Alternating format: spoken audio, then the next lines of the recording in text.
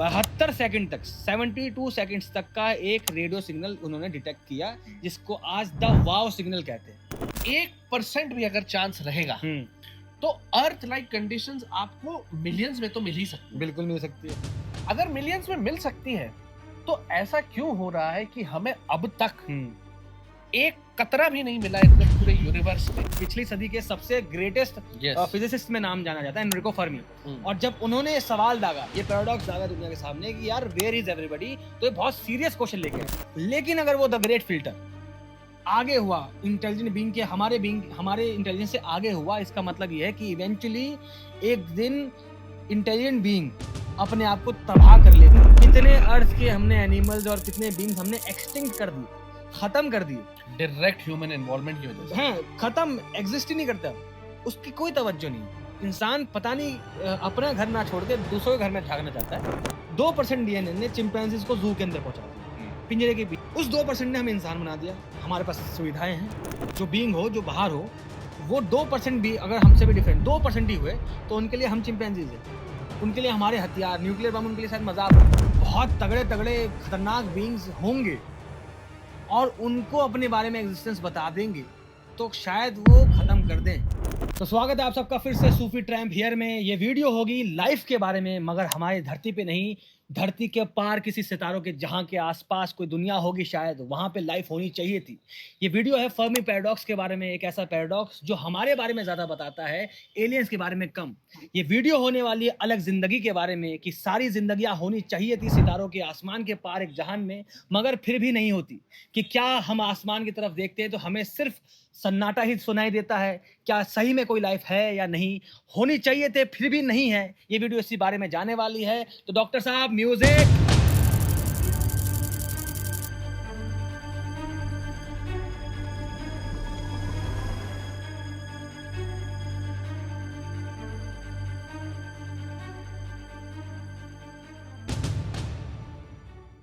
Welcome back to Sufi tramp here once again. पिछले कुछ videos से हम काफी फिलोसॉफिकल क्वेश्चंस पूछ रहे हैं, काफी थॉट प्रोवोकिंग क्वेश्चंस पूछ रहे हैं। कुछ ही वीडियोस पहले हमने ओरिजिन ऑफ लाइफ के बारे में बात की थी, जिसमें हम बता रहे थे कि कैसे पॉसिबली अर्थ में लाइफ धीरे धीरे सिंपल से कॉम्प्लेक्स से नॉन इंटेलिजेंट से इंटेलिजेंट लाइफ आजकल अर्थ में पाई जाती है। मगर इन सब रिसर्च के दौरान एक बहुत बड़ा सवाल कई साइंटिस्टों के दिमाग में था, जिनमें से एक साइंटिस्ट है एनरिको फर्मी।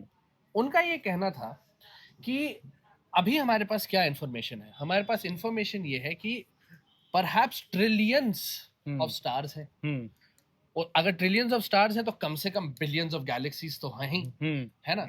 अगर बिलियंस ऑफ गैलेक्सीज में ट्रिलियंस ऑफ स्टार्स हैं तो उसमें ट्रिलियंस सिस्टम्स भी रहेंगे। बिल्कुल रहेंगे।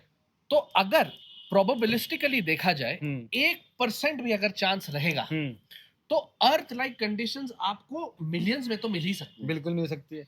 अगर मिलियंस में मिल सकती है तो ऐसा क्यों हो रहा है कि हमें अब तक एक कतरा भी नहीं मिला इतने पूरे यूनिवर्स में? ये बड़ी इंटरेस्टिंग चीज हुई थी। हुआ क्या ना इस बारे में, जब ये सवाल जब उन्होंने पूछा, तो सवाल पूछा वो बात अपने दोस्तों से कर रहे थे किसी कॉफी शॉप में, और बात इसमें चलती है कि यार यूएफओ है कि नहीं। और यूएफओ होते होते उन्होंने बस कन्वर्सेशन जाते जाते बोलते यार लाइफ तो होनी चाहिए। और फिर उन्होंने एक स्टेटमेंट दी, where is everybody, Where is everyone? कहाँ है सारे के सारे लोग? क्योंकि इसमें मैंने एक बहुत अच्छा डेटा लिखा हुआ है। और एक्चुअली इसके लिए थोड़ा सा कॉन्टेक्स्ट अगर मैं दे पाऊँ तो एनरिको फर्मी का नाम अगर किसी लोगों के दिमाग में थोड़ा सा घंटियां बजा रहा है, वो इसलिए होगा कि एक्चुअली इनका बहुत बड़ा रोल था मैनहट्टन प्रोजेक्ट में। बहुत बड़ा, है ना? क्या था, उन्होंने 1938 में न्यूक्लियर फिशन आई थिंक उन्होंने अचीव किया था पहली बार। मतलब उन्होंने ये देखा कि अगर न्यूट्रॉन स्लो है तो ज्यादा चांसेस है अब्जॉर्ब होने के न्यूक्लियस में, और ज्यादा अच्छे से चेन रिएक्शन हो पाएगी। ये पहले वही थे जिन्होंने देखा था वो जाके। मैं लिख भी लेता हूँ, थोड़ा सा फैक्ट्स में लिख के रखता हूँ ताकि फैक्चुअली और मैं होमवर्क करके आऊँ। तो उसमें उन्होंने तभी 1938 में उनको नोबेल प्राइज भी दिया गया था, और 1950 में उन्होंने ये सवाल पूछा था कि वेयर इज एवरीबॉडी। क्योंकि बात ये कि by the way Enrico Fermi पहले वो इंसान थे जिन्होंने एक सस्टेनेबल चेन रिएक्शन अचीव कर लिया, जिसका इस्तेमाल जाके मैनहट्टन प्रोजेक्ट में हुआ। कि चेन रिएक्शन को अचीव करने के बाद उसी का इस्तेमाल करके न्यूक्लियर फिजन भी बाय द वे उसमें सबसे ज्यादा रिसर्च उन्हीं की थी। बहुत बड़ा साइंटिफिक माइंड था, मतलब कि पिछली सदी के सबसे ग्रेटेस्ट Yes. फिजिसिस्ट में नाम जाना जाता है, एनरिको फर्मी को। हम्म। और जब उन्होंने सवाल दागा, ये पैराडॉक्स दागा दुनिया के सामने कि यार वेयर इज एवरीबॉडी, तो ये बहुत सीरियस क्वेश्चन लेके आए थे। ये और था। जो कॉन्टेक्स्ट में दे रहा था वो ये था कि यूएफओ पर बात क्यों गई। हाँ तो खैर डॉक्टर साहब अमंग्स दिस ग्रुप सबसे ज्यादा वियर्ड इंसान है। धीरे धीरे आपको पता चलेगा मेरी रंगीनियत के बारे में। अच्छा।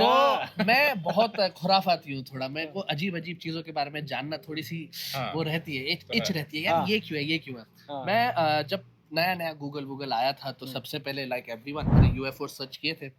तो यूएफओस के बारे में मैं एक्सपर्ट तो हूँ नहीं, लेकिन काफी कुछ पढ़ा है, काफी कुछ जाना है। तो 1950s में ये डिस्कशन हो रही है, मगर क्यों हो रही है? वर्ल्ड वॉर 2 में फर्स्ट टाइम रेडार का थोड़ा बहुत इस्तेमाल होने लगा था, क्योंकि एयर वॉरफेयर नया नया शुरू हुआ था। उस दौरान इनन्यूमरेबल अनगिनत बयान आए थे अबाउट अनआइडेंटिफाइड फ्लाइंग ऑब्जेक्ट्स। अच्छा। है ना, वो रेडार पे कभी कभी ब्लिप कर रहे हैं, कभी कभी विजुअल अकाउंट्स दे रहे हैं पायलट्स की। मैंने देखा था एक पर्टिकुलर चीज फटाक से नीचे गई और फिर ऊपर आ गई और फिर मेरे बाजू में ही घूम रही है। खैर इस बात का कोई प्रूफ है नहीं कि यूएफओ है कि नहीं, बट इसने जो क्रेज क्रिएट किया था वो आज तक एग्जिस्ट करता है। बिल्कुल। तो इसलिए यूएफओ पर बात चली थी। प्लीज इनफैक्ट अंकित साहब ने मुझे अभी थोड़ी देर पहले वीडियो शुरू होने से पहले न्यूज़ दी थी। क्या न्यूज़ है नवंबर वाली यार? वो एक्चुअली कल ही देख रहे थे कि कोई तो एक यूएफओ बोला जा रहा है, अभी तक है ना, वो ऑफिशियली नहीं आया है कि कोई तो एक चीज हमें दिखी गई है रडार पे, जो कि I think 1.3 lakh mile per hour के स्पीड से अर्थ की ओर आ रही है, जो कि बोला जा रहा है एक्सपेक्टेड अराउंड नवंबर 2025 तक अच्छा शायद अर्थ तक पहुंच जाएगी। हाँ। अब वो क्या है? वो जो लगता है मुझे यहाँ से वो ऋतिक रोशन के पापा ने बटन दबा दिया। तो लोग ना एक्चुअली थ्योरीज बनाते हैं। अब जरूरी नहीं है कि वो यूएफओ ही हो सकता है ना। तो बोला जा रहा है ऐसे, लोगों ने थ्योरीज बनाई, इसीलिए आप न्यूज चैनल पे देखोगे ना तो एक क्वेश्चन मार्क छोटा सा लगा देंगे, बाद में लिख देंगे कि यूएफओ पाया गया, बाद में थोड़ा सा छोटा सा क्वेश्चन मार्क लगा देते। हम भाई नहीं जानते, तुम सोचो अब यूएफओ है कि नहीं है। इंसानों की टेंडेंसीज है कहानियों में और कॉन्स्पिरेसीज में जीने की। इसी के अराउंड में एक बाय द वे अभी थोड़ी दिनों में अब मैं आपको सामने एक रील लेके आने वाला हूँ टेस्ला के ऊपर ही, शायद इस वीडियो के डलने से पहले आ जाएगी या बाद में आएगी, कि टेस्ला के अराउंड कैसे एक कॉन्स्पिरेसी है मास डिस्ट्रक्शन वाले वेपन के ऊपर। वो वाली वीडियो हम डाल देंगे। फिर अंकित साहब से मैं एक सवाल पूछता हूँ, जो आपने अभी बताई थी मुझे ना कि बिलियंस एंड स्टार्स ये है, तो मैं एक और डेटा ठीक है, तो हमारी गैलेक्सी में देखा जाए तो 100 बिलियन सितारे, ठीक है। अब एक काम करते हैं, उनमें से अगर 1% में भी 1% भी अर्थ लाइक प्लैनेट्स हुए, अर्थ लाइक प्लैनेट्स का मतलब होता है गोल्डी लॉक जोन में होना। गोल्डी लॉक, अंकित साहब आप समझे, गोल्डी लॉक जोन तो वैसा ही हो गया ना, जैसे मैंने एक 3 बॉडी प्रॉब्लम में बताया था कि ऐसा इक्विलिब्रियम पॉइंट है ना, जहाँ पे दोनों ओर से फोर्सेस बराबर थे। 3 बॉडी प्रॉब्लम मैंने बताया यस एंड नो। तो लेकिन इसमें क्या है, गोल्डी लॉक जोन की मतलब सोलर सिस्टम में समझो सन से या अपने स्टार से इतने दूरी पर रहो, है ना, कि जो वाटर H2 है वो लिक्विड फॉर्म में पाया जाएगा। बस ये है, अगर नजदीक रहोगे तो वेपर पाया जाएगा, दूर रहोगे गोल्डी लॉक जोन पे थोड़ी और बातचीत करेंगे, मगर आपका पॉइंट क्या था? मतलब मैं वो बोल रहा था कि मान लीजिए 1% जो प्लैनेट्स, मतलब 1% हमें एक ऐसे सिस्टम मिल गए जिसके अंदर कोई प्लैनेट अर्थ की कंडीशन के हिसाब से उसी गोल्डी लॉक जोन में फंसा हुआ है। ऐसे 100 बिलियन में से मान लो 1% में निकाल लो। अब वैसे प्लैनेट, वैसे सिस्टम्स में से, उन सिस्टम्स में से भी मान लीजिए 1% में लाइफ आ जाती है। वही सितारे, वहां पे भी बिजली कड़कती है, और शायद जैसा हम मानते हैं कि थ्योरीज में कि शायद उससे ही जो मिले ओरे एक्सपेरिमेंट था कि शायद जिंदगी वैसे बन गई होगी। तो मान लीजिए उनमें से भी 1% में लाइफ बन गई। अब उनमें से भी 1% में इंटेलिजेंट बीइंग बन गए, सो कॉल्ड हम इंसानों की तरह, ठीक है, जो रेडियो सिग्नल्स बना सकते हैं, ये सब कर सकते हैं। तब भी क्या लगता है कितने एलियंस स्पीशीज होने चाहिए थे दुनिया में? तब भी सिर्फ 1% की बात कर रहा हूँ। 1% में फिर 1%, तो आपने कहा 100 बिलियन स्टार्स। 100 बिलियन का 1% हो गया 1 बिलियन, है ना? हाँ। तो 1 बिलियन का भी 1% हो गया 10 मिलियन। 10 मिलियन का भी 1% हो गया कितना? 100,000। तो 1 लाख। पहली बात तो देखो 100 बिलियन क्या है ना, खुद में एक अप्रोक्सीमेट वैल्यू है ना, क्योंकि आप एग्जैक्ट नंबर ऑफ गैलेक्सी वगैरह जानते नहीं है। तो आप अप्रोक्सीमेटली भी लेके चलोगे ना, तो समझो कि करोड़ों लोग, तो करोड़ों एलियन, तो मिलियंस ऑफ, तब भी 1% फिर 1%, फिर भी 100 करोड़, पता नहीं 1 करोड़ जरूर पाए जाएंगे तब भी, लेकिन नहीं मिल रहे। और ये पैराडॉक्स को पैराडॉक्स क्यों कहा जाता है? रीजन बीइंग कि लाइफ होनी चाहिए थी, ऐसी कंडीशंस हैं, पॉसिबिलिटीज बहुत ज्यादा है, फिर भी नहीं है। हाँ प्रूफ एक्चुअली मिल मिल नहीं नहीं रहा, रही proof है ना, नहीं, प्रूफ yes. नहीं। वो मैंने एक डेटा फिर से लिख लिया था 1977 15 अगस्त 1977 में डॉक्टर जेरी आर अहम ने, अहम कहेंगे ना आप, तो थोड़ा जानते होंगे इस नाम को, अच्छे से बोल पाएंगे, अहम आई गेस, ओके। तो इन्होंने एक सिग्नल देखा था, रेडियो सिग्नल देखा था, क्योंकि मतलब कि वो क्या कर रहे थे, स्काई को स्कैन कर रहे थे, मतलब कि धरती के पार स्कैन कर रहे थे कि कहीं हमें रेडियो स्पाइक्स मिल जाए। हाँ। 72 सेकंड तक, 72 सेकंड्स तक का एक रेडियो सिग्नल उन्होंने डिटेक्ट किया, जिसको आज द वाव सिग्नल कहते हैं। ये पहले कभी नहीं मिला था, उसके बाद भी नहीं मिला, इसलिए द वाव, एक बार हमें लगा था किसी स्पीशीज ने हमसे बात करनी चाहिए थी शायद, क्योंकि वैसे सिग्नल जो है, रेडियो सिग्नल, वैसे आमतौर पे यूनिवर्स में एग्जिस्ट नहीं कर सकते उस स्पेसिफिक जोन के, क्योंकि हमारा यूनिवर्स अपने आप वो नहीं बना सकता। उसको बनाने के लिए हमें क्या नाम है, हमें लोग लगेंगे, कोई इंटेलिजेंट बीइंग लगेगा वैसा सिग्नल बनाने के लिए, इसलिए उसको तो द वाव सिग्नल कहते हैं। ये बात बोल रहा था। सो वाव सिग्नल से बात आती है कि चलो अभी आपने जो प्रोबेबिलिस्टिकली बताया कि despite all facts considered and just taking 1% of possibility, her scenario में लाइफ एग्जिस्ट करनी चाहिए थी। उसमें से बात है गोल्डी लॉक जोन की। हाँ। तो क्या है, जैसा कि हमने ओरिजिन ऑफ लाइफ वीडियो में कहा था कि हमें अब तक किस फॉर्म ऑफ लाइफ के बारे में पता है जो अर्थ पे एग्जिस्ट करती है। बिल्कुल।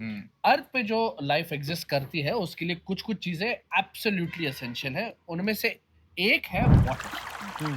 तो गोल्डी लॉक जोन जो है, जैसा अंकित ने पॉइंट आउट किया कि हर सोलर सिस्टम में है ना, अगर एक स्टार को अगर हम ले लें तो उसके थोड़े एक डिस्टेंस पे एक पर्टिकुलर जोन रहेगा जहां पर टेम्परेचर और कंडीशंस इस कदर हो सकते हैं कि वाटर लिक्विड फॉर्म में सरवाइव कर जाए। स्टीम पर हम नहीं जी सकते बाय द वे, है ना, स्टीम पर हम नहीं जी सकते, बिल्कुल, ना हम आइस पे जी सकते हैं। तो वाटर बहुत एसेंशियल है, मगर इसमें भी थोड़ी बहुत नोकझोंक रहती है, जिससे शायद हमें ये समझ आए कि हम perhaps in billions and trillions and पता नहीं कितने पॉसिबिलिटीज में से भी हम यूनिक होंगे। क्योंकि अगर वो स्टार सिस्टम का स्टार एक ब्लू जायंट हुआ, ब्लू जायंट होते हैं बहुत बड़े स्टार्स, उनका जो गोल्डी लॉक जोन आता है वो बहुत बड़ा रहता है। दूरी पे आएगा। मगर ओरिजिन ऑफ लाइफ वीडियो में हमने देखा था कि अर्थ सो फार परहैप्स अराउंड 4 बिलियन ईयर्स पुराना है। इतना टाइम लगा है लाइफ को धीरे धीरे इस स्टेज तक पहुंचने के लिए। बिल्कुल। Blue giants don't live beyond a certain million years. Okay. वो बहुत जल्दी अपना फ्यूल एग्जॉस्ट कर लेते हैं, इवन दो उनका गोल्डी लॉक जोन बहुत बड़ा रहता है, वहां लाइफ को एटलीस्ट इंटेलिजेंट लाइफ जितना हमें पता है वहां तक पहुंचने के लिए लगेगा समय। समय के लिए वही बोल लीजिए कि धीरे धीरे रे मना, धीरे सब कुछ होए, माली सींचे 100 गड़ा, ऋतु आए फल होए। तो वक्त देना पड़ता है जिंदगी पनपने के लिए, जो आप बात कर रहे हैं कि इसलिए ऐसा नहीं है कि सारे सितारे जिनके पास वो गोल्डी लॉक जोन आ गया वहां भी जिंदगी आ सकती है, क्योंकि वक्त लगता है। वो बात आप जैसे इस कंटेंट को बनाने के लिए 6 साल लगे थे पहले, है ना? क्योंकि कुछ लोग पढ़े फिजिक्स और फिर थिएटर किए, तो थिएटर करने में 6 साल लगे, तब जाके आज ये कंटेंट बन पा रहा है। लेकिन लोगों को कभी हम टीचर लगते हैं, मुझे ना मेल आते कि भैया मैं पढ़ा दो फिजिक्स, फिजिक्स नहीं पढ़ाता मैं यार, अब हो गया वो। फिजिक्स पढ़ते हैं, पढ़ा नहीं पाते। तो ये बात जरूर कर सकते हैं, कर ही रहे। तो फर्मी पैराडॉक्स का सॉल्यूशन क्या लगता है आपको, क्या है? सॉल्यूशन से पहले एक्चुअली मैं मेरा पॉइंट ही नहीं खत्म किया। सॉरी सर, सॉरी यार मेरे साथ ज्यादती होती है I am very sorry sir. ये दोनों मिलकर ना मेरे पे गैंग अप कर तो फिर हम आगे चलते हैं इनके। यार डॉक्टर साहब बहुत जल्दी बुरा मान जाते हैं। बोलो। आज कल मैं थोड़ा सेंसिटिव फील कर रहा हूं। हाँ, एनीवेज जोक्स असाइड, अगर आपको याद होगा हमने जब स्टेलर लाइफ के ऊपर एक वीडियो बनाया था, हमने कहा था कि कैसे हमने एक स्टार को ऑब्जर्व करते करते उसे एक रेड ड्वार्फ बनते हुए देखा। बिल्कुल। रेड ड्वार्फ जो रहते हैं उनका छोटे रहते हैं वो साइड में, ड्वार्फ मतलब छोटा, तो छोटे साइज में रहते हैं, तो उनका गोल्डी लॉक जोन होता है बहुत छोटा, मगर वो अपना फ्यूल बहुत धीरे बर्न करते हैं, आराम से। उनकी लाइफ स्पैन होती है one of the longest amongst the different kind of stars we know. So possibility of life around red giants is far higher. लेकिन अर्थ जो है सन के अराउंड है, सन आता है in a category known as yellow dwarf, ना बहुत बड़ा ना बहुत छोटा, और इसके रहते हम अर्थ पे सरवाइव कर पाते हैं। तो ऐसी बहुत सारे रेड जायंट्स हैं, बहुत सारे येलो ड्वार्फ्स भी हैं, मगर हमें कुछ ऐसा मिल नहीं रहा है, हमें लाइफ के साइंस नहीं मिल पा रहे हैं। इसके पीछे और भी फैक्टर्स रहते हैं, जैसे कि बाय द वे जुपिटर का एक दिन कितना लंबा होता है? यार ये रोटेशन उसकी थोड़ी स्लो है, मैं इस पे मेरे ख्याल से शायद 200 दिन के आसपास, मतलब अर्थ का एक दिन मतलब जुपिटर रोटेशन का जो एक बार एक रोटेशन, दिन, जुपिटर का एक दिन शायद अर्थ अच्छा। पे 200 से 250 दिन के बराबर होता है, या 24-25 दिन के बराबर होता भाई है मुझे शायद। नहीं पता। 9 घंटे 9 घंटे वही मैं बोल रहा हूँ, अच्छा, उसका एक दिन, स्पीड 9 थे। घंटे। हम्म, तो प्लैनेट का भी बिहेवियर बहुत अफेक्ट करता है। हम्म, तो क्या होता है जुपिटर में, जैसे आपने देखा होगा, जुपिटर के बारे में अगर आप इंटरेस्ट रखते हैं, जुपिटर में रहती है कांस्टेंट स्टॉर्म्स, बहुत हाँ। बहुत। कांस्टेंट स्टॉर्म्स रहती है। ऐसी ही कंडीशन अगर अर्थ में रहती तो शायद लाइफ सरवाइव नहीं कर पाती, क्योंकि ये एटमॉस्फेयर बहुत केओटिक हो जाता, लाइफ सस्टेन नहीं कर पाता। इवन अगर ऐसी कंडीशन नहीं भी होती और अर्थ के अंदर मोल्टन लावा जो उसका कोर है वो नहीं होता, जिससे कि मैग्नेटिक फील्ड बनती है, जो हमारे सोलर रेडिएशन जो निकल के आ रहे हैं, कॉस्मिक रेज निकल के आ रहे हैं, जिनसे कई फैंटास्टिक फोर बन जाते हैं वैसा नहीं हो सकता है नॉर्मल लाइफ में कि रेज को तुम फैंटास्टिक फोर बना दो। लेकिन वैसी रेज जो अर्थ की जिंदगी खराब कर सकती है, तबाह कर सकती थी, तो अर्थ पे बहुत सारे कंडीशंस इतने परफेक्ट बैठे हुए हैं कि अर्थ कंडीशन में लाइफ आ चुकी है। और ऐसे, लेकिन जैसे आप जो बात कर रहे हैं कि बहुत सारे सितारे भी हैं, कई रेड जाइंट है, कई ब्लू जाइंट है, जो भी है, रेड डॉर्फ है, लेकिन मैं अभी भी बोल रहा हूँ, जो इनका भी कहना ये है कि इवेंचुअली वैसे भी स्टार्स हैं जो सन जैसे ही हैं, वैसी भी जगहें हैं जो अर्थ जैसी भी हैं, और बहुत होंगी ही। स्टैटिस्टिक्स देखो आप, प्रोबेबिलिटी देखो, दुनिया ब्रह्मांड इतना बड़ा है, हमारा मिल्की वे इतना बड़ा है, उसमें ऐसे कंडीशन होंगे जहां पे बिल्कुल मेरे हिसाब से अर्थ जैसी कंडीशन बन गई होगी, फिर भी तभी वो बोलते हैं कि ऐसे कंडीशंस होने के बावजूद भी जिंदगी क्यों नहीं है। इसलिए ये उन्होंने बहुत फ्रस्ट्रेट होके बोला था फर्मी ने कि वेयर इज एवरीबॉडी, होने चाहिए। हम भी सो कॉल्ड इंटेलिजेंट इतने हो गए कि हम सिग्नल तो भेज पा रहे हैं, लेकिन हमें मिल क्यों नहीं रहा कुछ। तो ये बात वहां पे चली थी। हाँ, तो अब ठीक है, now I have a very serious question. हाँ, अभी ये सब तो बातें हो गई कि कंडीशंस परहैप्स एग्जिस्ट करती होंगी प्रोबेबिलिस्टिकली, है ना, टू सस्टेन लाइफ, की लाइफ कहीं रहे, अलग इंटेलिजेंट लाइफ भी हो या फिर माइक्रोबियल लाइफ ही हो। मगर इन सब को मद्देनजर रखते हुए क्या क्या बैरियर्स हो सकते हैं आपको लगता है जो शायद प्रिवेंट करे from for life to exist? जैसे कि अर्थ का अगर मैग्नेटिक फील्ड नहीं बनती बिल्कुल, तो हम अल्ट्रावायलेट रेज और सोलर स्टॉर्म्स जो होती नहीं हैं बचा पाता है। उसको एक्सपोज हो जाते हैं। अल्ट्रावायलेट तो खैर यू अपने ओजोन लाइफ का एग्जिस्टेंस का परसेंटेज तो समझो 0.001% होगा, मतलब 99.999% जो है वो नॉन एग्जिस्टेंस ही शो करता होनी है। ही नहीं चाहिए। एक तो साइंटिस्ट है बोलते हैं ना? जीरो होनी चाहिए, हाँ, एक तो वही। बोलते भी जीरो होनी चाहिए। लाइफ एग्जिस्टेंस में बस आ गई। इसी पैराडॉक्स का सॉल्यूशन जब देते हैं, जो जिसमें बात होती है द ग्रेट फिल्टर की बात होती है, बहुत सारे सॉल्यूशन है, उसमें से एक है the great filter. The great filter क्या कहता है डॉक्टर साहब, आप भी देखते हैं कि यार सीरियसली सोचिएगा, एक सिंगल सेल ऑर्गेनिज्म से हम कॉम्प्लेक्स बीइंग बनना अपने आप में बहुत चैलेंजेस है, बहुत स्टेप्स आते हैं। सिंगल सेलुलर ऑर्गेनिज्म है, उसके बाद मल्टी सेलुलर हुआ, उसके बाद कैसे फिश बने, जो हमारे अब तक साइंस बोलती है कि फिश से हम पहले जिंदगी जो पानी में थी, उसके बाद वो धरती पे पहुंची, धरती पे फिर इवॉल्व हुए सब। ये बहुत बड़ा लंबा चौड़ा प्रोसेस, इसमें बहुत सारे साल लग गए, बहुत सारे साल लगे। उसी में से एक बीच में कोई तार आती होगी जो कि बहुत मुश्किल है क्रॉस कर लेना। मतलब कि मान लीजिए कि किसी प्लेनेट में आपको बैक्टीरिया मिल जाएगा, लेकिन किसी प्लेनेट पे आपको चूहा नहीं मिलेगा, या फिर कोई ऐसा बीइंग नहीं मिलेगा जो कि सर्वाइवर के लिए हंट कर सकता है, देख सकता है। ये एक स्टेप के बीच में एक बैरियर होगा, ग्रेट फिल्टर।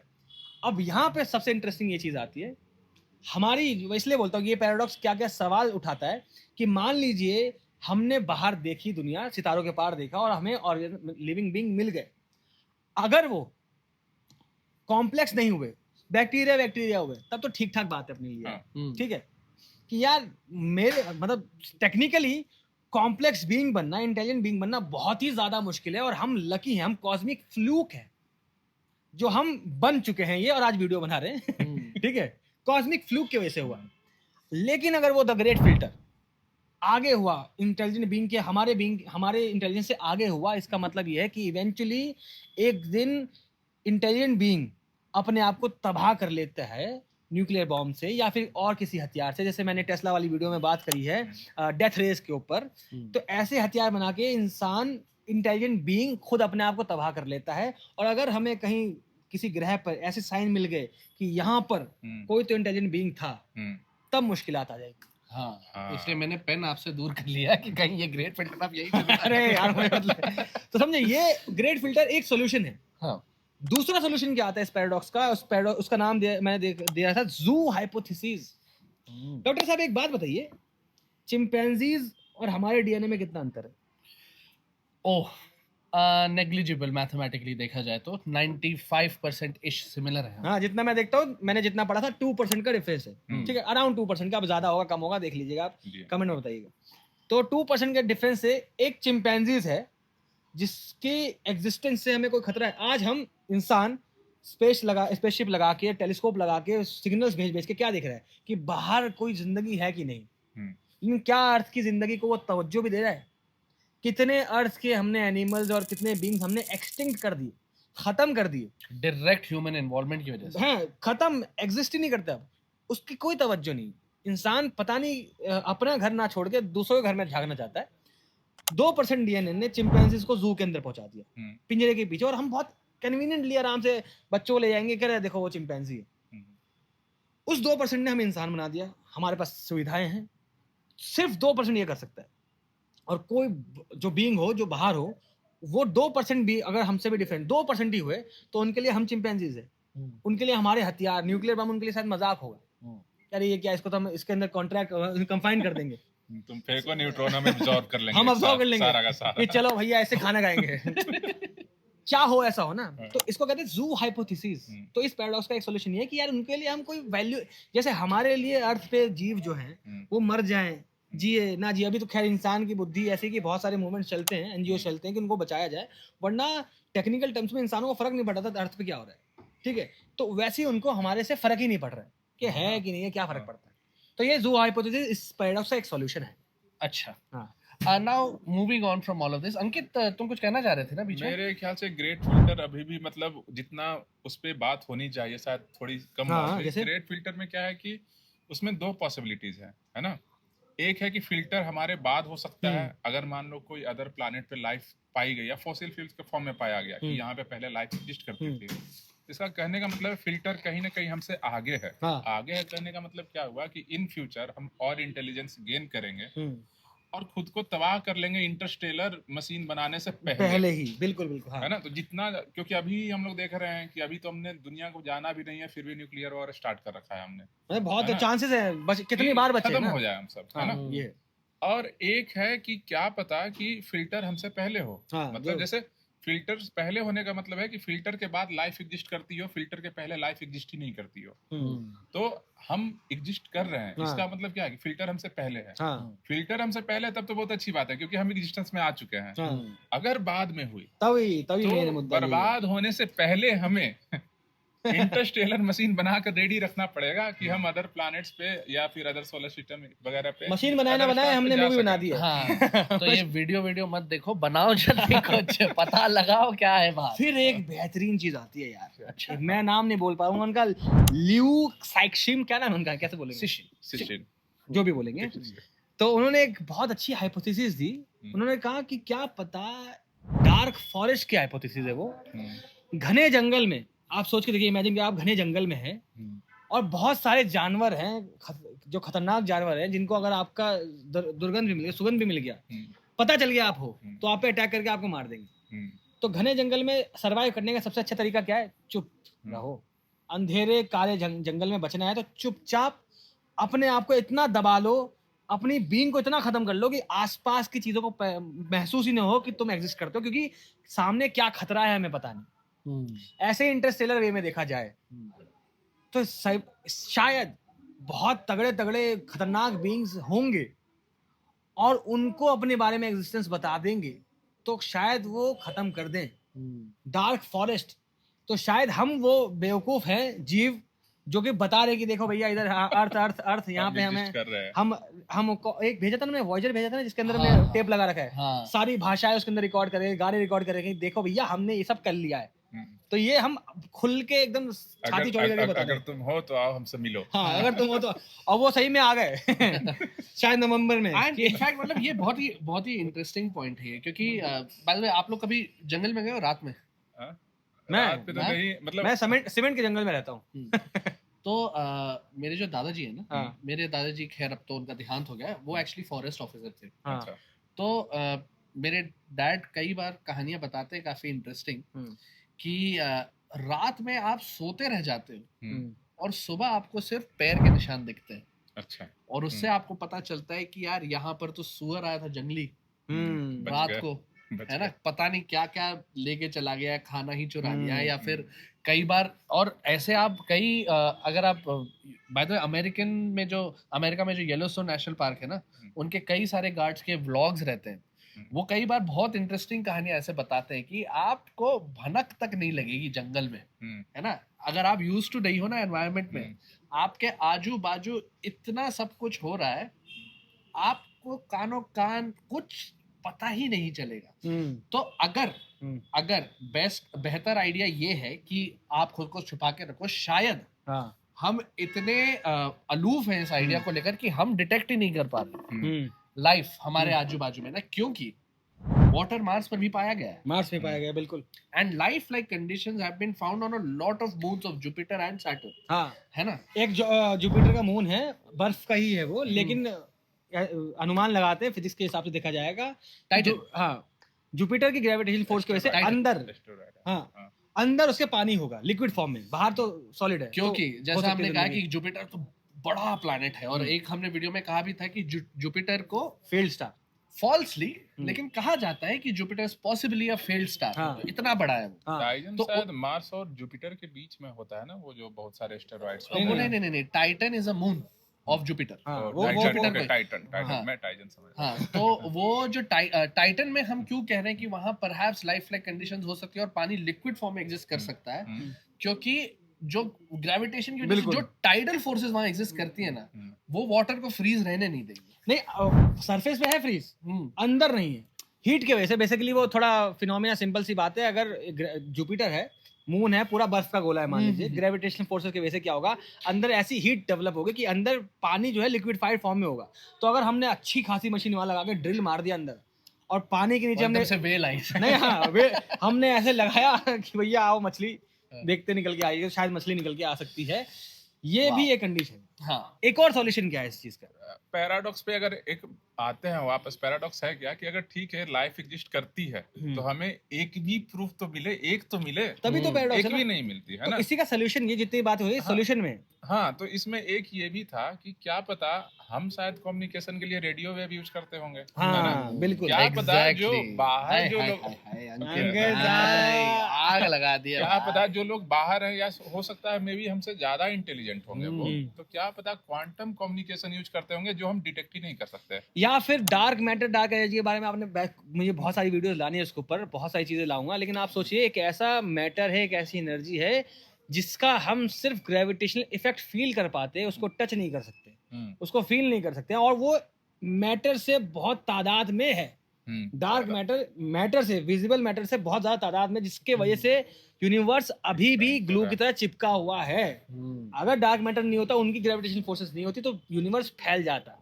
तो शायद डार्क मैटर डार्क एनर्जी के फॉर्म में हो, शायद वो बीइंग ही डार्क मैटर से बने हो, शायद वो ना हमें देख पाते हो ना हम उनको देख पाते हो। बहुत सारे शायद और क्वेश्चन मार्क है। सारी पॉसिबिलिटीज ही है। Exactly. पैराडॉक्स में भी सारे लगभग पॉसिबिलिटीज ही है ना? और मे बी ये होगा, मे बी ये होगा, ये सारे। और एक और बहुत इंटरेस्टिंग सवाल मेरे माइंड में है, खैर इतने बड़े एक्सपर्ट्स तो हम हैं नहीं, मगर हमने जिस टाइप की लाइफ फॉर्म पढ़ी है वो अर्थ पे एग्जिस्ट करती है, करेक्ट? Correct, everyone agrees. तो उसके लिए क्या क्या एसेंशियल है? ऑक्सीजन जरूरी है, कार्बन डाइऑक्साइड जरूरी है, पानी जरूरी है, अमोनिया वगैरह, जो भी वो सूप बना था। तो एक्चुअली अंकित भाई, आप थोड़े से गलत हो।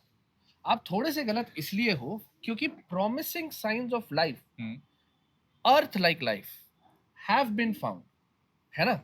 तो कॉमेट्स में ये सारा जो ये सूप है ना, कई सारे कॉमेट्स में ये इसेंशियल एलिमेंट्स भर भर के भरे हुए।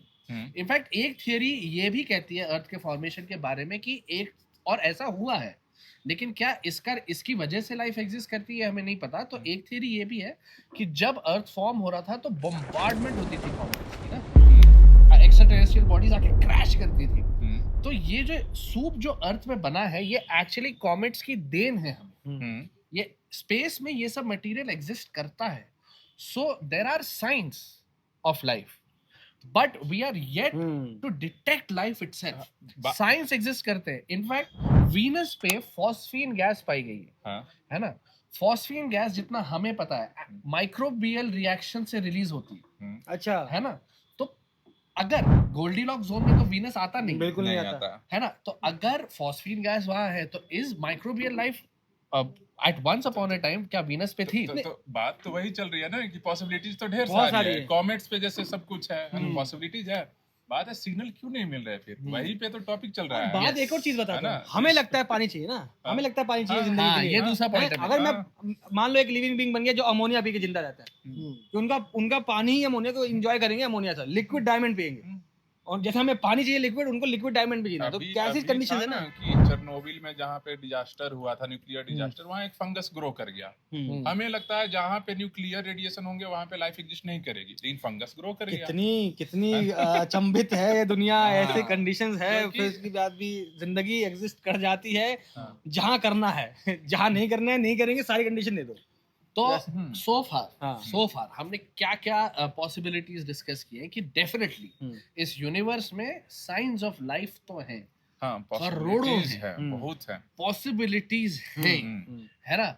मगर शायद या तो जैसा कि सुफियान कई बार कहता है, उसका एक बिलीफ है कि यूनिवर्स में कुछ सेट लिमिट्स हो सकती हैं। हाँ। कि जैसे कि स्पीड ऑफ लाइट है वो यही है। हाँ। शायद हम कभी भी दूसरी फॉर्म ऑफ लाइफ डिटेक्ट कर ही नहीं पाएंगे, क्योंकि हम कभी वो डिटेक्ट कर ही नहीं मतलब कर ही नहीं सकते, हम केपेबल ही नहीं। बिल्कुल। अब सो एग्जांपल देखो, अगर मान लो हमारी मिल्की वे गैलेक्सी कितनी भी लाइट ईयर्स बड़ी है, बहुत सारी लाइट ईयर्स बड़ी है, एग्जांपल लो वहां लाइफ आ जाई होगी, ठीक है, हम तक वो लाइट तो पहुंचेगी और करोड़ों साल बाद। लाइट ईयर्स की बात चल रही है ना, मिलियन लाइट ईयर्स की बात चल रही है। तो क्या 13.8 बिलियन लाइट ईयर्स हमारा यूनिवर्स बड़ा है, उसके किसी दूसरे कोने पे लाइफ बनी होगी आज, लेकिन हम कब देखेंगे उसकी जिंदगी? 13.8 बिलियन ईयर्स के बाद। शायद हम यहाँ पे होंगे ही नहीं, क्योंकि तब तो सन फट चुका होगा। है ना, मान लो कहीं और पे लाइफ एग्जिस्ट करती हाँ। होगी, लेकिन हम वहाँ पे पहुँच पा रहे हैं क्या? हाँ। नहीं पहुँच पा रहे हैं। और तो ये भी एक पॉसिबिलिटी है कि लाइफ एग्जिस्ट होगी, लेकिन हमें प्रूफ नहीं मिल रहा। क्या पता हमसे वो बहुत ज्यादा दूरी पे हो। शायद यूनिवर्स ने बचा रखा है ऐसे स्पीड ऑफ लाइट की लिमिट रख के कि एक काम करो, इतनी लिमिट दूंगा, तुम होगे, लेकिन कभी एक दूसरे से बात नहीं कर contact नहीं पाओगे। कर पाओगे। और आप लोगों ने मॉन्स्टर्स मूवी देखी है? नहीं।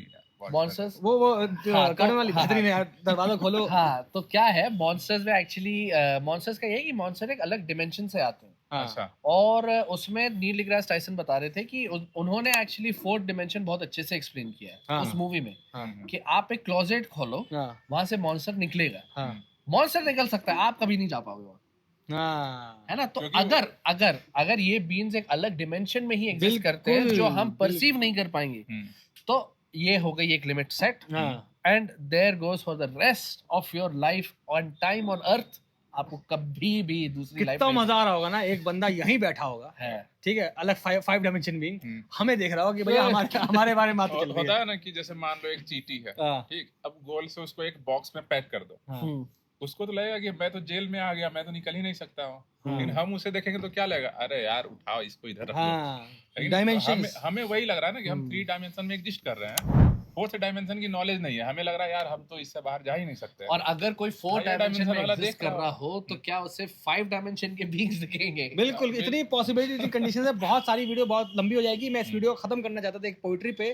जावेद अख्तर साहब की एक पोइट्री है, और नज्म जो है उसका नाम है कहकशां, किताब का नाम है तरकश। उसमें से एक छोटा पार्ट मैं आपको सुनाता हूँ कि मैं कितनी सदियों से तक रहा हूँ ये कायनात और इसकी वुसअत, तमाम हैरत।